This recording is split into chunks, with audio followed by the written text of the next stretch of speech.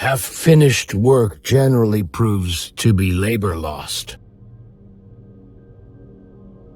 Every man is said to have his peculiar ambition. Whether it be true or not, I can say for one that I have no other so great as that of being truly esteemed of my fellow men. I go for all sharing the privileges of the government who assist in bearing its burthens. No one has needed favors more than I, and generally, few have been less unwilling to accept them. I once had the confidence of the people, and if I have since done anything, either by design or misadventure, which if known, would subject me to a forfeiture of that confidence, he that knows of that thing and conceals it is a traitor to his country's interest. In one faculty, at least, there can be no dispute of the gentleman's superiority over me and most other men, and that is the faculty of entangling a subject, so that neither himself or any other men can find head or tail to it. It is an old maxim and a very sound one, that he that dances should always pay the fiddler. These capitalists generally act harmoniously and in concert to fleece the people, and now that they have got into a quarrel with themselves, we are called upon to appropriate the people's money to settle the quarrel. Mr.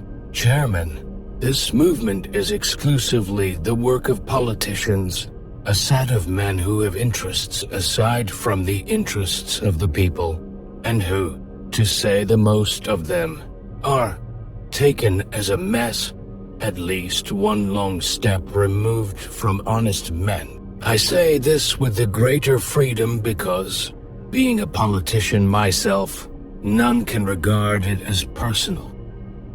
This thing of living in Springfield is rather a dull business after all, at least it is so to me.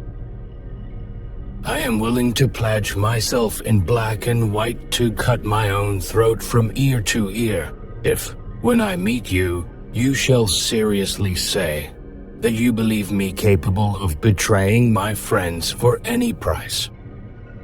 The resources of the state must be husbanded. Economy is to be the order of the day. We must find some new sources of revenue. We need them and shall need them for many years to come.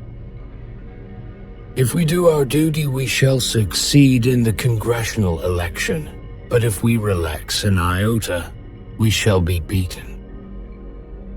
Others have been made fools of by the girls, but this can never be with truth said of me. I most emphatically, in this instance, made a fool of myself.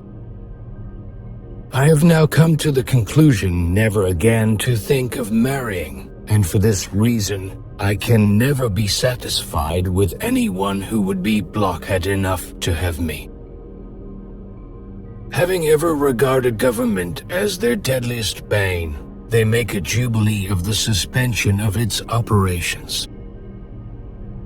Let reverence for the laws be breathed by every American mother to the lisping babe that prattles on her lap.